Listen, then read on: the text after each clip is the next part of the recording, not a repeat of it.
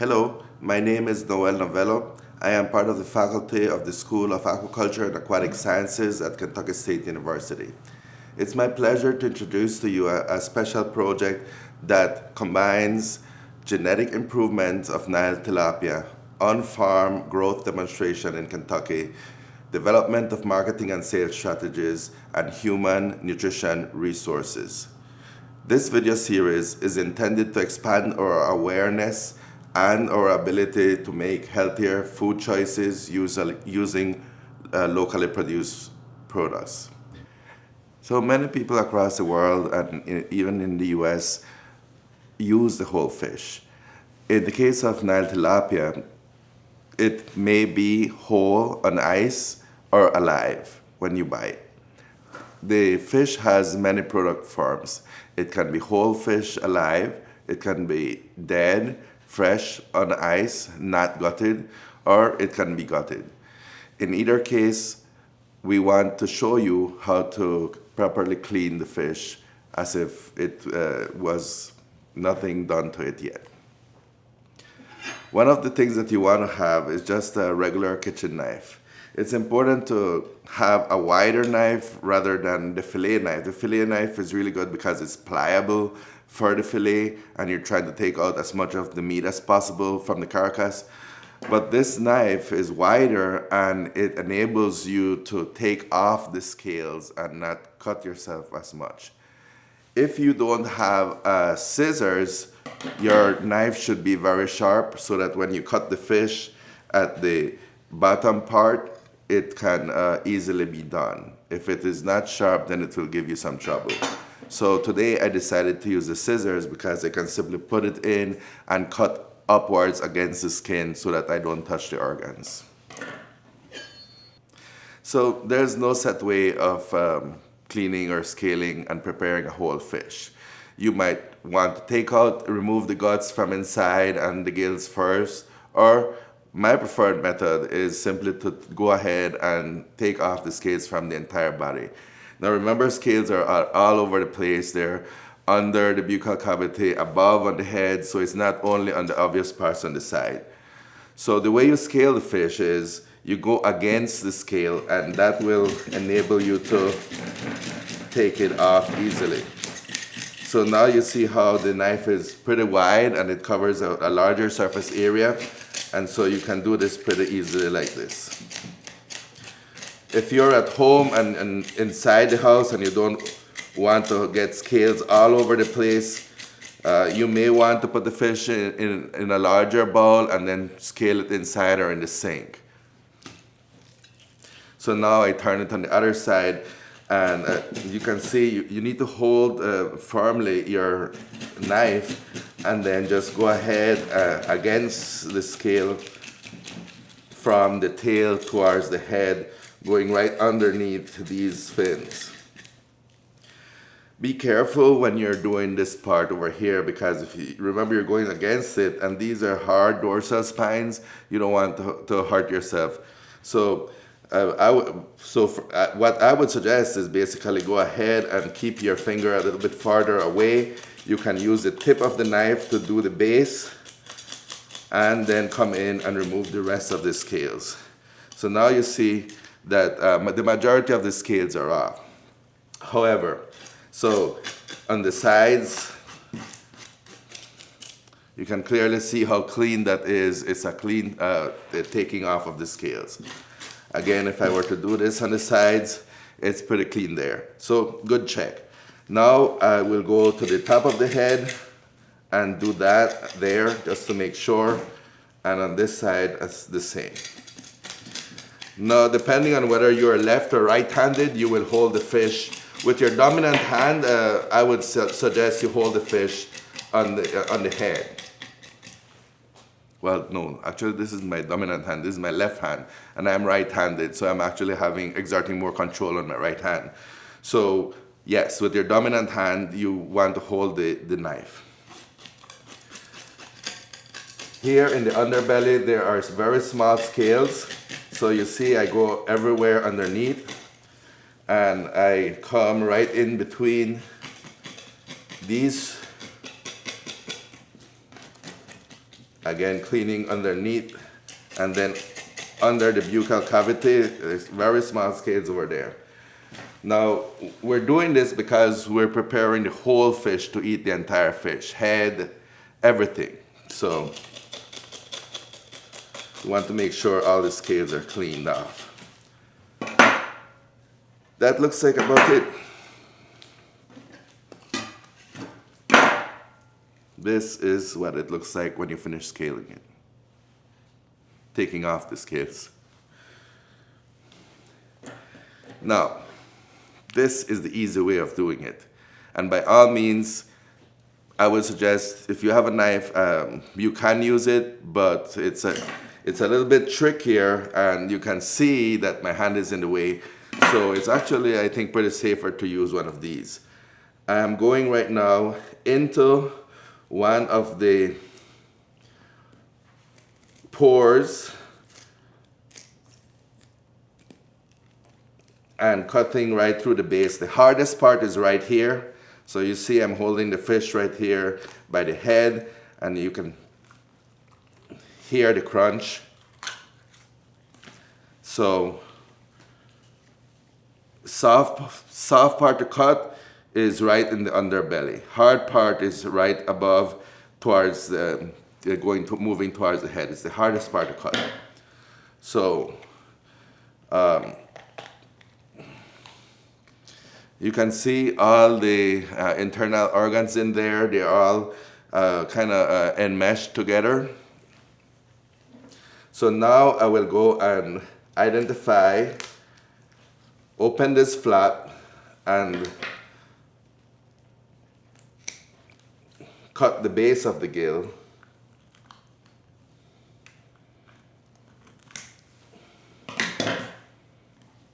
And do the same for this one.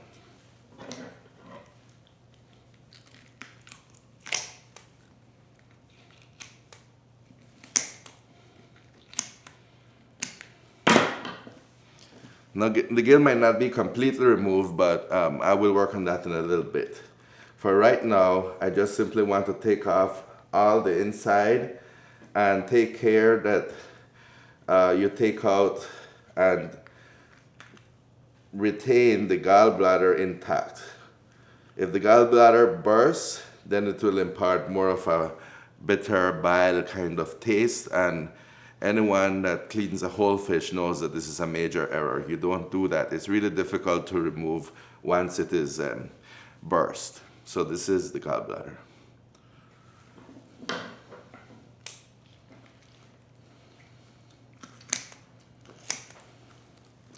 So now I'm finally removing the rest. You can use your fingers, go to the base and remove the gills.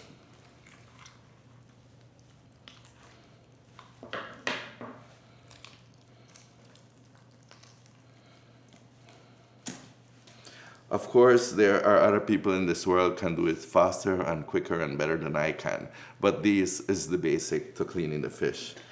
So once you have it clean, now you have removed the scales, you have removed everything from the inside, including the gills, and it's ready to go under running water for the final cleaning and rinsing in preparation for cooking. Okay, so now we're going to clean the fish under running water. This water is pretty cold. It is very cool, so you just run the water on either side of the fish. You can open the mouth and let the water go in, and then run water right through the cavity, the body cavity, and on this side of the fish. Again, just be careful when you're handling a whole fish, because like in this case, if I rub my hand against this fin here, the dorsal fin, it has spines and it will definitely pierce your finger or your hand. So this fish now,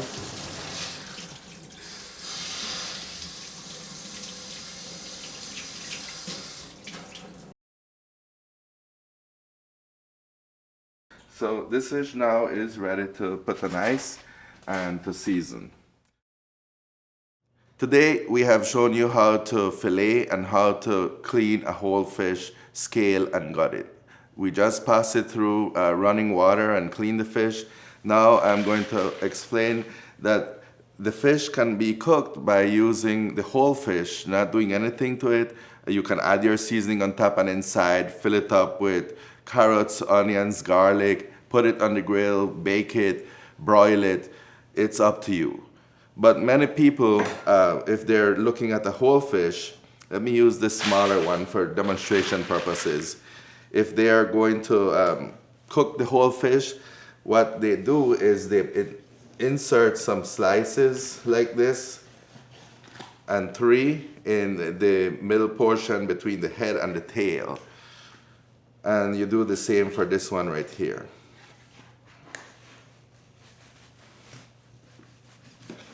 You can do 2 or you can do 3. It's up to you.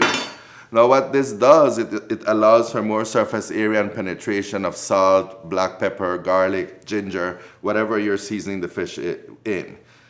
So this is another form of using the whole fish for cooking.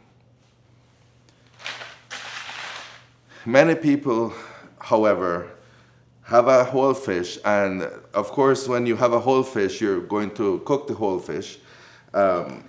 You want to divide it into sections for each family member. Now, the way I grew up with my family was this method. We would have the head,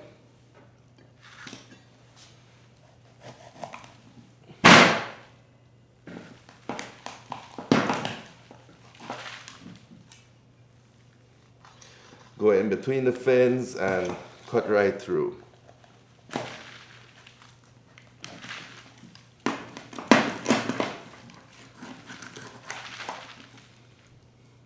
So there's a clean cut. It was a little bit difficult because my knife is not very sharp, but you have a sharp knife, it's going to be easier for you. Now this is for like mom or dad. You know, this is for an adult. But if you have 4 people in your family, you have the head, you have this portion, and then you have one more piece here.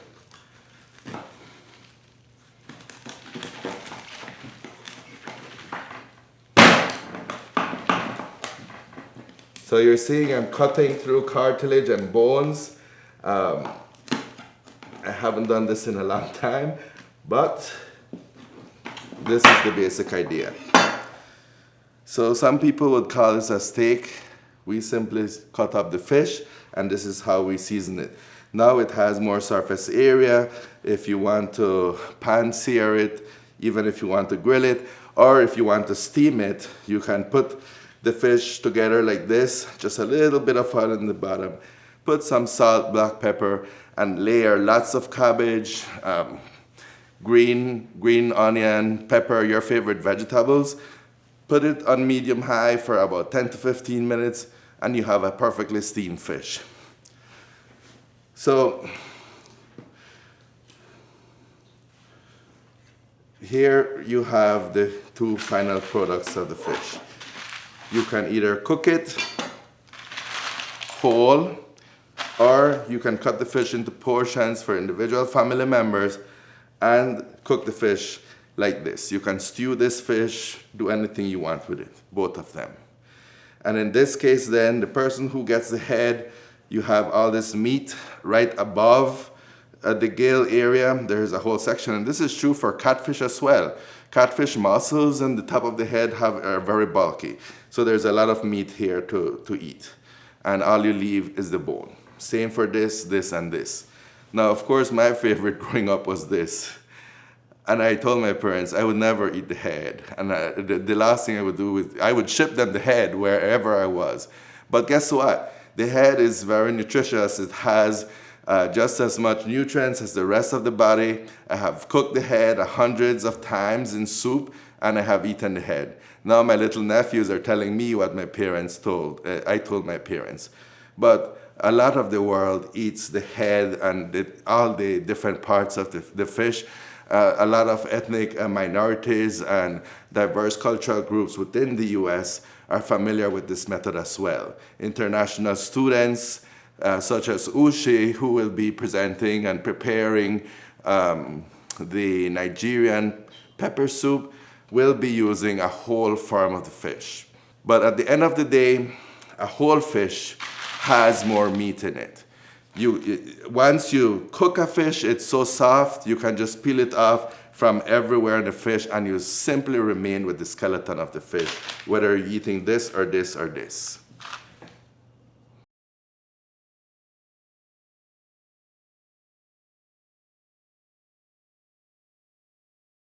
Hello, my name is Noel Novello. I'm part of the Faculty of Aquaculture and Aquatic Sciences at Kentucky State University.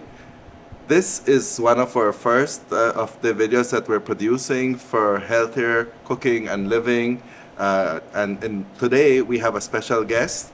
I know him as Ushi, but I will let him present himself today. Ushi? Okay. Hello everyone.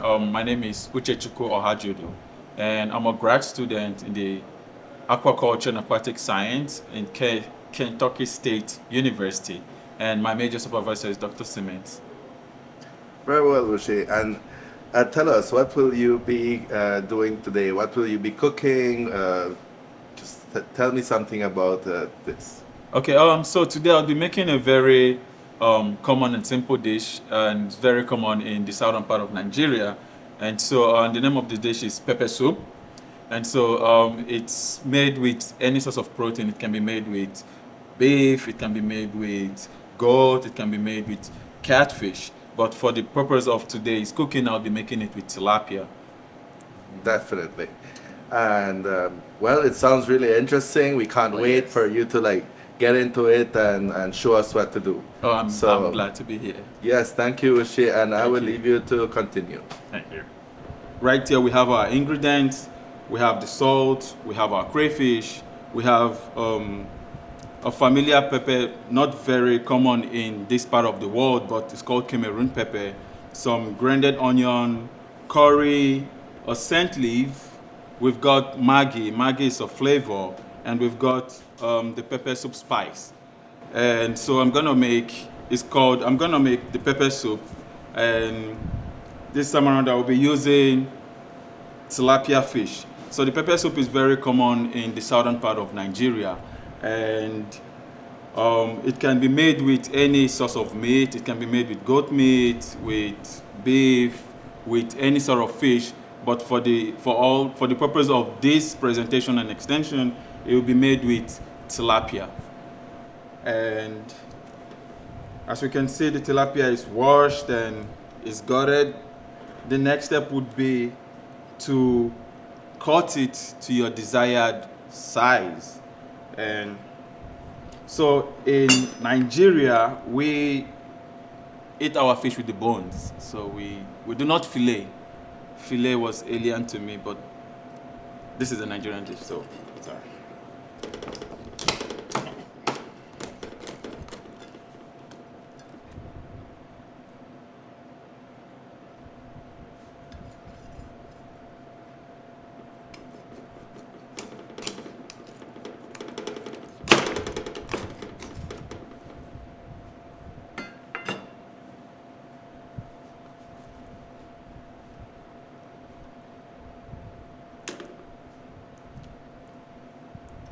So now that the fish has been caught and washed with salt water, the next step would be to fill in water in it.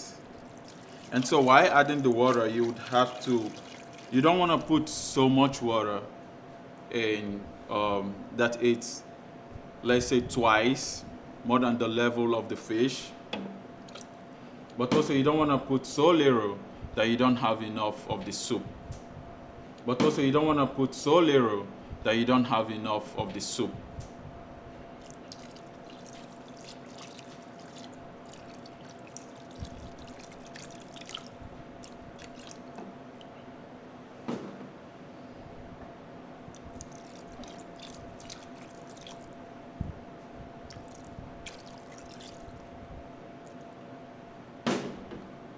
And then you add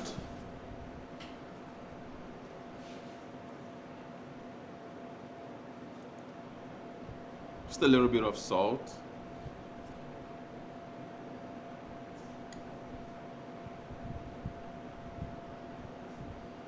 And then you heat to medium high and allow to heat for 5 minutes, depending on how fast it goes. So when we bring the fish to a boil, the first thing is to add our onion. So usually we would use a fresh onion, but because we don't have that available, we're using a grinded onion. But it's always good to use a fresh onion. And when you use a fresh onion, you could add like 1 bulb or 2 bulbs, depending on how good you like your onion. And so I'm gonna add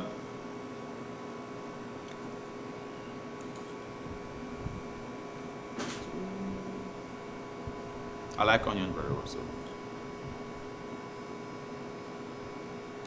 I'm gonna add 3.5 teaspoons of onion. And for the main ingredient, I would add as much as possible. So again, it's depending on your tolerance. The main ingredient is the pepper, and for the purpose of this, I'm using the Cameroon pepper.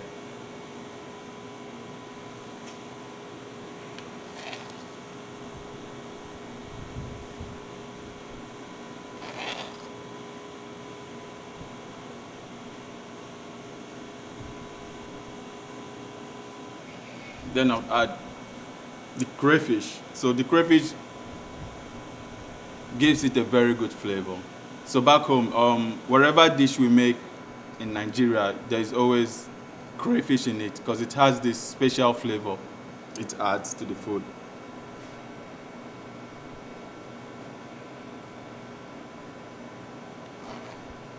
And so again, you can put as much as you want.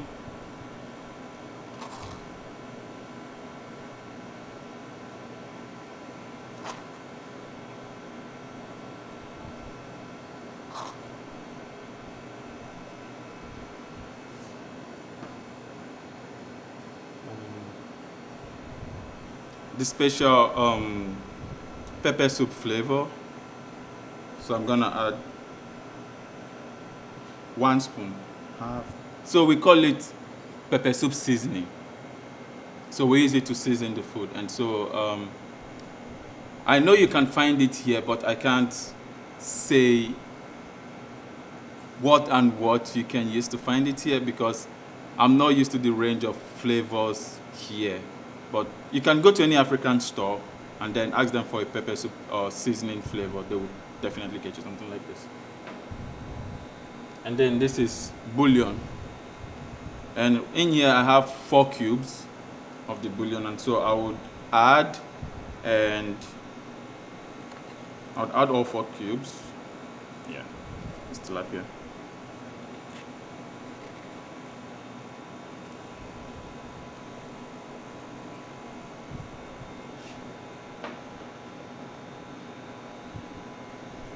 And finally, a little bit of curry.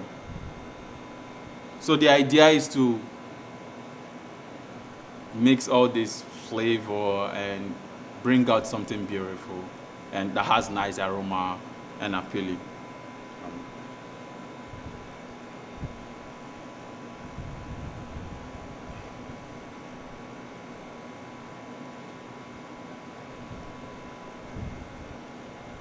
So after adding all the flavor, you stir in a bit, let it go around everywhere.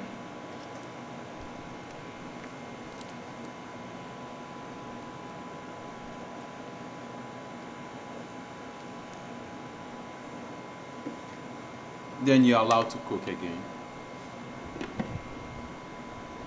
And so I usually add salt as the last ingredient because if I add it initially, then it would affect, it's going to affect the flavor because salt is what gives us our taste whenever we're preparing food back home.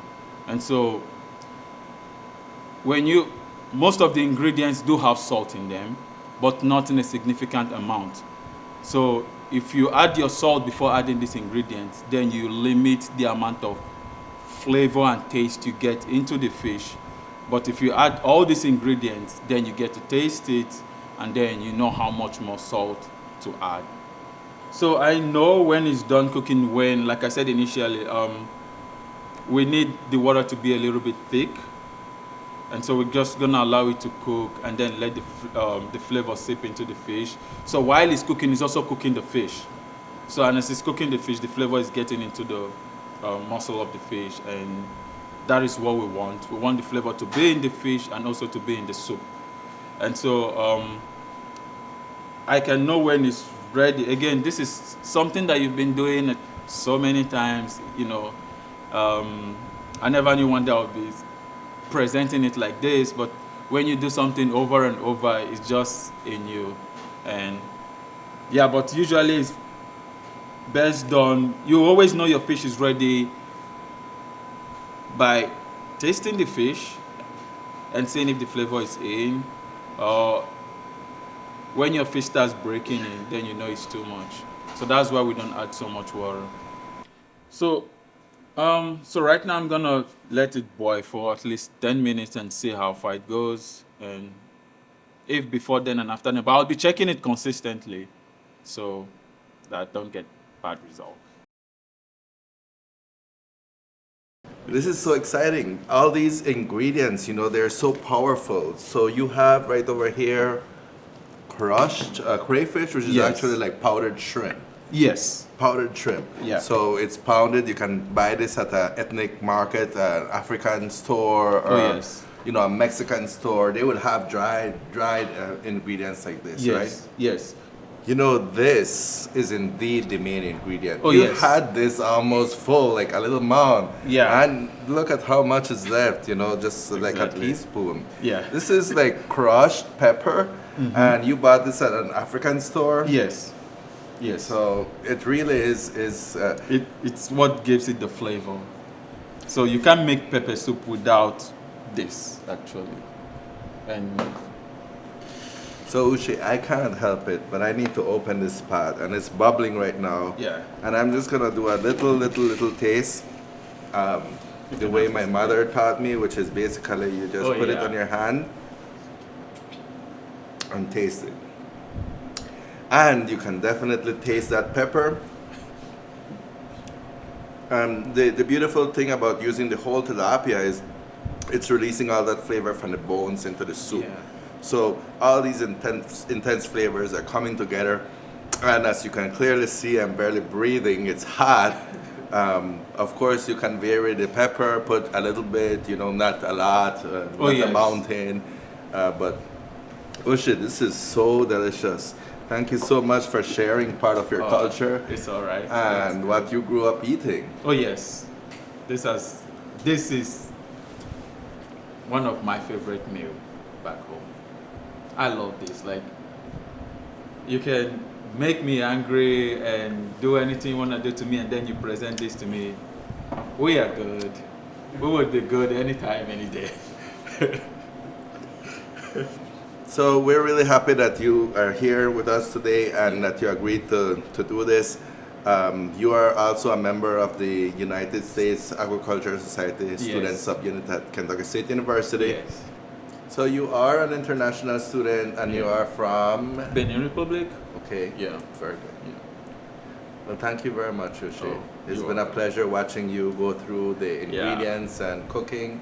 And Yeah. I, as well as the video crew, appreciate you sharing with this. Oh, I'm and I'm happy. sure the pepper lovers out there, you know, in the crew and myself included and out in the world, they're going to love this pepper. Oh yes, it's very nice. Right now I feel at home. Yeah. The aroma alone is just taking me to my kitchen back home, and I just assume like my mom is just left, and I'm like trying Wow. to take in like one or two fish, and she just don't do that. So yeah, she never lets me stay in the kitchen when she's not in the kitchen, because Very I good. can't stay away from the fish. So yeah, it's So, very nice. Are you going to plate some food and show us maybe? So right now I just wanted to get in, and I think the fish is good to go. Yeah, the fish is good to go, and I'll add the scent Maybe, leaf. maybe you can use this one here and then that for the... Which piece do you want to take out? No, I want to add the scent leaf, and then Oh, let it. you add the scent leaf Yeah. first. I'm sorry. Go ahead. Yeah, it's all right. I know. I don't know.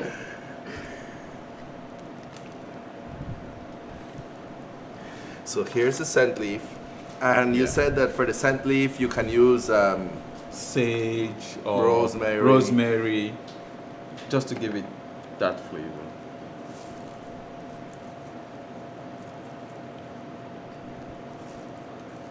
and that's the very last thing that you add. Yes, and we usually it's not allowed to cook in for so long. You just put it in and then let it heat up.